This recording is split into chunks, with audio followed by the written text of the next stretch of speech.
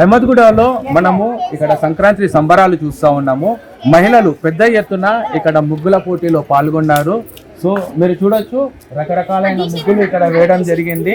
So మరి ముఖ్యంగా ఇక్కడ గమనించి చూసుకుంటే కేసీఆర్ గారి బొమ్మ వేయడం జరిగింది. ఎందుకోసం అసలు కేసీఆర్ బొమ్మ వేయడం జరిగిందో వారిని అడిగి మనం తెలుసుకుందాం.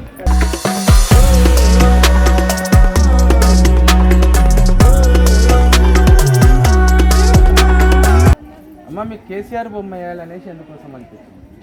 మాకు కేసీఆర్ ఇల్లు ఇచ్చినందుకు మా సంతోషాన్ని గురించి మేము కేసీఆర్ బొమ్మ వేసాము. కృతజ్ఞతగా మీరు కేసీఆర్ బొమ్మ వేస్తున్నారు. కానీ ప్రస్తుతం కాంగ్రెస్ ప్రభుత్వం ఉంది కదమ్మా, మరి డైరెక్ట్ గా మీరు ఇట్లా కేసీఆర్ బొమ్మ వేయడం వల్ల అంటే అభిమానం తెలుపుకోవడానికి ఆయన ఏమి ఇయ్యాలో వచ్చిన కలిసి ఆయన కేసీఆర్ వాటితో మనం మీరు ఇది అవుతాను. ఆయన ఇప్పుడు వచ్చిన ఆయన ఏమి ఇయ్యలే. Okay okay okay. అంటే కేసీఆర్ మీకు ఇచ్చినందుకు ఆయన కృతజ్ఞతగా మీరు గుర్తు పెట్టుకొని. Okay okay. అవును, ఇప్పుడు మహిళల కోసం 2500 పథకం అనేది ఇస్తుండు కదా, రాలేదు. గృహజ్యోతి పథకం అనేది కూడా అమల్లో ఉన్నది కదా, రాలేదా? మరి మీకు గ్యాస్ సిలిండర్ 500 రూపాయలకి ఇస్తా అని కూడా చెప్పిండు. మరి ఇప్పుడు మీకు లబ్ధికి చేరింది ఓన్లీ ఉచిత బస్ ప్రయాణం తప్పిస్తే ఇంకేం లేదా అండి? ఏమీ లేదా? సో ఇక్కడ మీరు చూడొచ్చండి, మహిళలతోటి మనం మాట్లాడితే ఇప్పుడున్న ప్రభుత్వంలో మనకు ఇప్పుడున్న కాంగ్రెస్ ప్రభుత్వం ద్వారా ఖాళీ ఉచిత పథకం తప్పిస్తే వీళ్ళకి ఎటువంటి పథకం కూడా అందలేదనేసి స్పష్టంగా అర్థమవుతుంది. సో ప్రజలల్లో కేసీఆర్ పైన ఉన్న అభిమానాన్ని కూడా మీరు కళ్ళకు అద్దినట్టు మీరు ఇక్కడ చూసుకోవచ్చండి. అవసరం లేదు, మేము ఎవరు అడగలేదు ఉచిత బస్సు కావాలని. అది ఎక్కిన దగ్గర నుంచి కొట్లాటలే అవుతున్నాయి బస్సులోను. సరిగ్గా సీట్లు ఉండవు, పిల్లలకి సీట్లు ఉండవు, ఏడుపులు. మేము అసలు బస్సు కావాలని ఎవరు అడిగారు, ఉచిత బస్సు కావాలని. అది అది ఆటో డ్రైవర్లకి పాపం పట్టు కొట్టినట్టు అయింది వాళ్ళకి బస్సు పెట్టి. అది ఉచిత బస్సు మాకు అవసరం లేదు. మీకు ఇక్కడ డబుల్ బెడ్రూమ్ ఇల్లు ఇచ్చారు కదమ్మా, కేసీఆర్ గారు ఇచ్చిండ్రు. సో ఈ ప్రభుత్వం వచ్చిన తర్వాత మీకు గృహజ్యోతి పథకం అనేసి తీసుకొచ్చారు కదా, మీరు దాంట్లో లబ్ధి పొందినరా లేదా? ఒకసారి పడుతుంది, ఒకసారి పడవ. డబ్బులు కూడా కరెంటు మాఫీ చేస్తా అని చెప్పిండు కదా, ఉచిత కరెంటు అది ఇచ్చిండ్రా? ఏమీ లేదా? మరి ఇక్కడ పేదల కోసం అనేసి నెలకు 20,000 లీటర్ల నీళ్లు ఉచితంగా ఇస్తున్నారు కదా జిహెచ్ఎంసీ పరిధిలో, ఇది మీకు ఏమన్నా అందుతుందా? మంచినీళ్ళు అయితే వస్తున్నాయి, వాటర్ అయితే వస్తుంది. వాటర్ వస్తున్నది అంటే ఫ్రీ వాటరేనా మీకు? ఫ్రీ వాటరే వస్తున్నది. Okay okay okay. మరి మీకు ఇప్పుడు ఏదైతే గ్యాస్ సిలిండర్ మీకు 500కి ఇస్తున్నారు, అది 940 రూపాయలు తీసుకుంటాడు. అది బ్యాంకులో ఒకసారి పడతాయి, ఒకసారి పడవు. 40 రూపాయలు మాత్రం మోడీ పడతాయి అంతే. మాకు మోడీ డబ్బులు 40 రూపాయలు మాత్రం పడతాయి అంతే. మరి ఇక్కడ పిల్లలు చదువుకోవడానికి మీకు ఇక్కడ స్కూల్ ఏమన్నా వెసులుబాటు చేసిండ్రా? ఇక్కడ గవర్నమెంట్ స్కూల్ అంజికోని ఎండింగ్లో గవర్నమెంట్ స్కూల్ అయితే ఒకటి ఉంది, అది చాలా సంవత్సరాలు ఉందనేసి టాక్. ఓకే, అంటే మీరు ఎక్కడ చదువుతున్నారు? మరి నేను ఏసునగర్లో చదువుతున్నాను uncle. I'm from Kaizen junior college. Okay. And ఇక్కడ ఉన్న పిల్లలు ఎక్కడెక్కడ అసలు చదువుతున్నారు, వీళ్ళ స్థితిగతులు ఏంటిది? మీకు ఈ డబుల్ బెడ్రూమ్ ఇల్లు వచ్చిన తర్వాత మీ జీవితాలు మారినాయా లేకపోతే ఇంకా ఏమన్నా ఏర్కటంలో పడ్డాయా?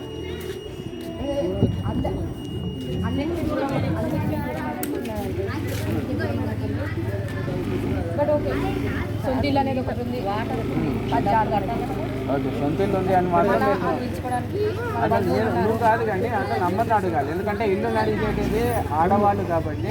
అమ్మ, మీకు ఇక్కడ డబుల్ బెడ్రూమ్ వచ్చింది కదమ్మా, మీరు ఎన్నో కళలు పెట్టుకొని ఎన్నో ఆశలతోటి మీరు ఇక్కడికి వచ్చారు కదా, మీరు ఇక్కడికి వచ్చిన తర్వాత మీకు ఈడ సంతోషంగా ఉందా, దుఃఖంగా ఉందా? మీకు కలుగుతున్న సంతోషం ఏంటిది, మీకు కలుగుతున్న బాధ లేదు? వాసన వస్తుంది, చెత్త వాసన దగ్గర కుప్పలు పోతున్నాయి, అదొకటి వాసన వస్తుంది. అన్ని పిల్లలకు కూడా స్కూల్ దూరమైనాయి, వాళ్ళకు ఇబ్బంది అవుతుంది. ఈ దగ్గర ఒక స్కూల్ కట్టిస్తే ఇక్కడ ఉన్న వాళ్ళకు పిల్లలకు అయినా స్కూల్కి సౌకర్యం ఉంటుంది కదా, దూరం వెళ్ళిపోక. ఇప్పుడు మీకు ఆడపిల్లలకు స్కూల్ పంపించాలంటే ఇంత దూరం నుంచి పంపించాలని భయపడతాను. మళ్ళీ ఆడపిల్లలు ఇంటికి కొన్ని వచ్చేదాకా భయపడతాను. డౌటే, అయ్యో ఆడపిల్లలు ఎట్లా ఏం చేస్తారో ఏ కదా జరుగుతాను కదా జగాలు. అవును, ఏం జరుగుతుంది ఏంటన్నా పిల్లలకు దూరం ఆడపిల్లలు పంపించాలంటే కూడా ఇబ్బందులు పడతాను, భయపడతాను.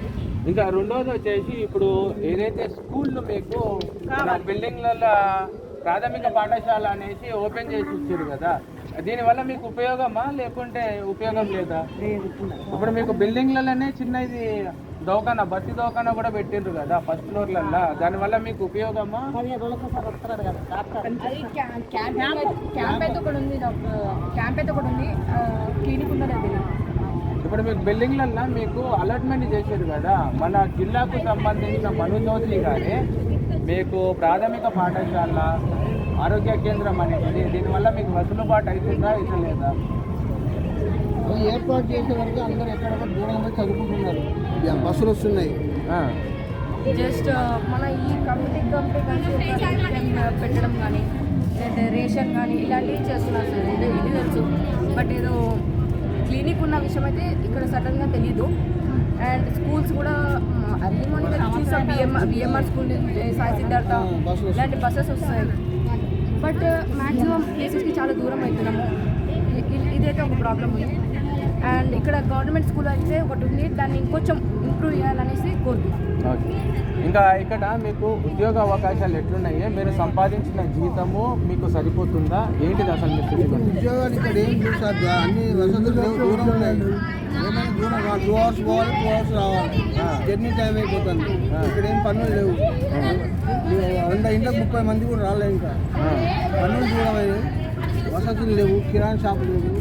ఎవరో 2-3 పాల ప్యాకెట్ అమ్ముతున్నాము, బ్రేక్ అయితే వాళ్ళు సేల్ చేస్తున్నారు. మెడికల్ షాప్ కూడా లేదు. మరి ఇప్పుడు ఇక్కడ ఎవరికన్నా ఉన్నట్టుండి ఒక గుండె నొప్పి వచ్చింది అనుకో, పరిస్థితి ఏంటి? 108 అంబులెన్స్ వస్తుందా మీకు ఇక్కడ? 6:30 అయినా మనుషులే నాడు, అంబులెన్స్ వస్తుంది, అంబులెన్స్ కూడా రాదా? ఆటో కూడా రాదు. ఆటో కూడా రాదు. మరి ఎట్లా బతుకుతున్నారు మీరు ఇక్కడ? సొంత వెహికల్తో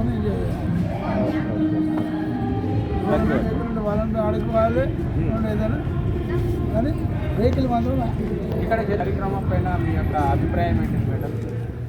చాలా సంతోషంగా ఉంది, ఎందుకంటే మనకు తెలుసు ఆర్జీకే ఉంది, మరి ఇక్కడ కొత్తగా ఎవరైతే బయట నుంచి వచ్చినారో అలాట్ అయినారో వాళ్ళందరికీ కూడా నా తరఫున happy new year, happy Sankranti. అందరూ ఇయర్ చాలా సంతోషంగా ఉండాలని, ఆ దేవుడి దయతో అందరు సుఖ సంతోషాలుగా ఉండాలని కోరుకుంటున్నాను. Thank you madam. రజనీ అమ్మ, మీరు ఈ కార్యక్రమానికి ఇక్కడ మీరు ఇన్ఛార్జ్గా తీసుకొని ఇది అంత కార్యక్రమం నిర్వహిస్తున్నారు కదా, ఇక్కడ ఉన్న ప్రజలు ఏ రకంగా మీకు సహకారం అందిస్తున్నారు అండ్ రాబోయే రోజులలో మీరు ఏ రకమైన కార్యక్రమాలు చేపట్టబోతున్నారు? మేము ఆల్రెడీ లాస్ట్ ఇయర్ కూడా చేసాము, సో ఈ ఇయర్ కూడా అలాగే చేస్తున్నాము. ఇదైతే సక్సెస్ఫుల్గా కంప్లీట్ అవుతుంది ఇప్పటివరకు అయితే. కానీ మా ప్రజలు phase 2 వచ్చేసి చాలా సంతోషంగా సెలబ్రేషన్ చేసుకుంటున్నారు, మాకు ఫుల్ సపోర్ట్గా ఉన్నారు. ఓకే, ఇక్కడ ఇప్పుడు నేను వీడియో తీస్తా ఉంటే కొంతమంది మహిళలు నాకు చెప్పిన విషయం ఏంటిదంటే, మాకు ఇక్కడ ఇల్లు వచ్చిన సంతోషం ఉంది కానీ ఇక్కడ మాకు ఉద్యోగ అవకాశాలు లేదు, దానివల్ల మేము చాలా ఇబ్బందులు ఎదుర్కొంటున్నాం అనేసి వాళ్ళు చెప్పడం జరిగింది. సెలబ్రేషన్ పరంగా అయితే correct madam, as a chairperson మీరు ఇంతకుముందు దమ్మాయిగూడకు సంబంధించి చైర్పర్సన్ ఉంటే, సో ఇక్కడ ఉన్న ప్రజలకు ఈ తీవ్రమైన ఇబ్బందులు అనేవి అయితే తలెత్తుతున్నాయి, ఉద్యోగ అవకాశాలు లేవు. అండ్ రెండో విషయం వచ్చేసి డంపింగ్ యార్డ్ నుంచి మాకు విపరీతమైన దుర్వాసన వస్తుంది అనేసి ప్రజలు చెప్పడం జరిగింది. దానిపైన మీరు ఏమన్నా చర్య తీసుకోగలుగుతారా? మీ యొక్క చూడండి, దమ్మాయిగూడ అనేది మొన్న అంతకుముందు ఒక పంచాయతీగా బండ్లగూడ, దమ్మాయిగూడ, కుందన్పల్లి, ఆర్జీకే ఇవన్నీ సపరేట్ పంచాయతీ ఉంది. లాస్ట్ 5 years కిందనే మున్సిపాలిటీగా ఏర్పడి ఒక 5 సంవత్సరాలు మా టర్మ్లో నడిచింది. ఒక చైర్మన్గా నేను చేయాల్సిన డెవలప్మెంట్ చేసినాను, అది మీ కళ్ళ ముందు మీకు తెలుస్తుంది కూడా ఏం చేసినాం, ఏం జరిగింది అని. కానీ గవర్నమెంట్ కూడా మరి తొందరగానే ఈ మనల్ని జిహెచ్ఎంసీలో కలిపేయడం, మళ్ళీ డెవలప్మెంట్ అంటే ఇది వచ్చేసి అర్బన్కి కంప్లీట్గా అర్బన్ అని చెప్పలేము, కంప్లీట్గా రూరల్ అని చెప్పలేము, అట్లా ఉన్న పరిస్థితి. అంటే ఇక్కడ ఏవి ఇండస్ట్రీస్ కానీ మనకి ఏం కంపెనీస్ కానీ ఎక్కువ ఉండవు, ఎందుకంటే ఇంకా కొంచెం సెమీ డెవలప్డ్ లాగానే ఉంటుంది కాబట్టి ఇక్కడ అవకాశాలు తక్కువ. ఎందుకంటే ఇప్పుడు పాపం నిజంగా వాస్తవానికి చెప్పాలంటే వీళ్ళు ముషీరాబాద్, మల్కాజ్గిరి మంచి మంచి ఏరియాస్ నుంచి, అంటే జిహెచ్ఎంసీలో ఉన్న ఏరియాస్ నుంచి ఫుల్లీ డెవలప్డ్ దగ్గర నుంచి వచ్చి మన దగ్గర ఉన్నారు. కానీ మీ అందరికీ తెలిసిందే డంపింగ్ యార్డ్ కూడా మనం ఎంత సఫర్ అవుతున్నాము, పాస్ట్ ఎన్ని ఇయర్స్ నుంచి సఫర్ అవుతున్నాం అనేది. మనకి రీసెంట్గానే ఎన్జీటీ నుంచి కూడా ఆర్డర్స్ వచ్చినాయి, ఏదైతే మనకి ఇప్పుడు డంప్ జరుగుతుందో దాన్ని డైవర్షన్ చేయాలి అని కొన్ని వెహికల్స్. దాని మీద మొన్న మేము స్పెషల్గా అడ్వకేట్ని కూడా కలవడం జరిగింది. మల్లారెడ్డి సార్ దగ్గరికి వెళ్ళినప్పుడు వాళ్ళని ఏమైతే మేము అడిగినామో ఆల్రెడీ మనకి కోర్టు ఆర్డర్ ఇచ్చినాక కూడా వాళ్ళు సేమ్ టర్మ్ ఇక్కడికి తీసుకొస్తున్నారు, దాన్ని డైవర్ట్ చేయాలి అన్నది మనం చెప్పడం జరిగింది. సార్ దాని గురించి ఈ మంత్ 16th మనకి మళ్ళీ కేసు ఉంది. ఆ రోజు మనకి ఫర్దర్ డిసిషన్ వస్తుంది. ఏంటంటే ఇప్పుడు మనందరికీ తెలుసు అది ఒక చేయాలంటే ఏం చేయలేం, కాకపోతే ఒక ఛాన్స్ ఉంది. ఏంటంటే వచ్చిన దమ్ని ఇక్కడ ఎంతైతే పాసిబిలిటీ అవుతుందో ఆ మిషనరీ ఎంతైతే తీసుకుంటుందో సెగ్రిగేషన్కి అంతే లిమిటెడ్ తీసుకొచ్చి మిగతాదంతా బయట పంపించేయాల్సిందిగా కోరుతున్నాం. మనకి ఆల్రెడీ వృత్తిగల ఏదైతే ప్లాంట్ ఏర్పాటు చేసినారో దాన్ని ఇంకా అక్కడ కెపాసిటీ పెంచి అక్కడ డైవర్షన్ చేసి అట్లాంటి ఇంకొక 2-3 ప్లాంట్స్ పెడితే కానీ మన తెలంగాణకి సఫిషియెంట్గా ఉండదు. దీన్ని ప్రభుత్వంలో దృష్టికి తీసుకెళ్లాల్సిన బాధ్యత మన అందరి మీద ఉంది. రూలింగా నాన్ రూలింగా అనేది కాకుండా యాజ్ అ సిటిజన్ నేను ఎప్పుడు ముందుండి ఈ వర్క్ని ముందుకెళ్ళేలాగా చూస్తున్నాను. Thank you madam. Thank you.